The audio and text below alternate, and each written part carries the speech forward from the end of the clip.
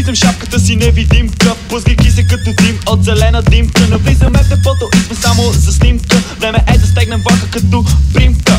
И ето бързо пъка се боята, леко по леко показва се парче на стената. Даже ще си оставиме имената. Знаеш ли, осъмък клана на вратата. И отново отварям си устата. Римите летят като патрони, пускат ти главата. Още си чуш, за да играеш с мене на играта. По-добре се скри и не остави си следата.